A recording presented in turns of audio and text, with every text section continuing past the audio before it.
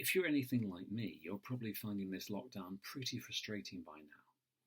And that's all the more reason why we should take the opportunity of being forcibly slowed down to go about a bit of a reassessment of our lives and to work out what really matters to us.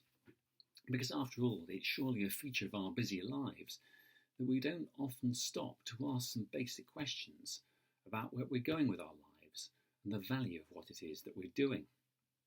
So I'm going to describe now a simple daily exercise that I believe from experience will help you live a more purposeful and abundant life.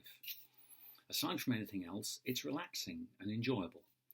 It's a simple, prayerful way of reviewing the day, and it's called the Examen. So here's how to do it. Find a time of day when you're unlikely to be disturbed, when you can be alert and yet relaxed. Set aside, to begin with, 5 minutes, maximum 15 minutes. And begin by really grounding yourself. So I suggest you sit in a nice comfortable chair that allows you to sit upright and be well supported. And sitting in that chair, just shut your eyes and focus on what's going on around you. What can you hear? What noises in the house? What noises outside can you hear? What's going on in your body? How does it feel? What does it feel like to be sitting on the chair that you're sitting on? Things like that.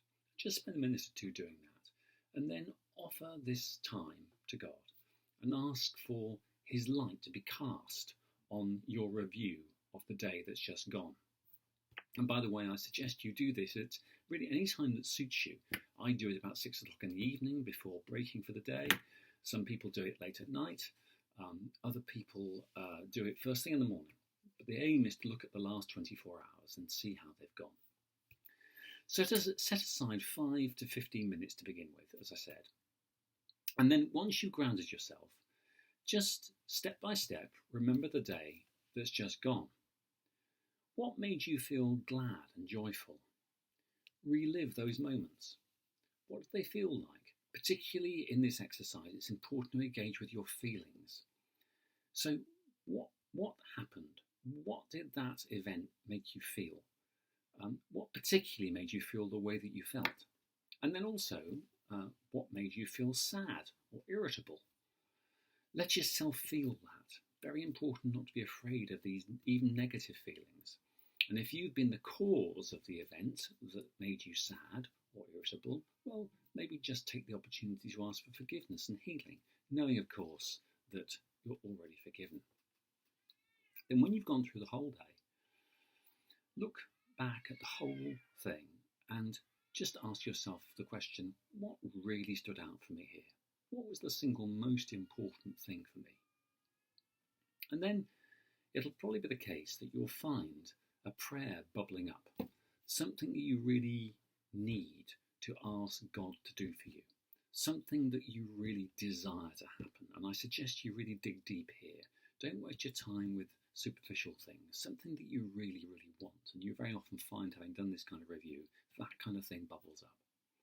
And having said that prayer, and I suggest you just talk that prayer to God like you would as if you were talking to a friend. Then give thanks for the gift of life, for the day just gone, and then whatever lies ahead.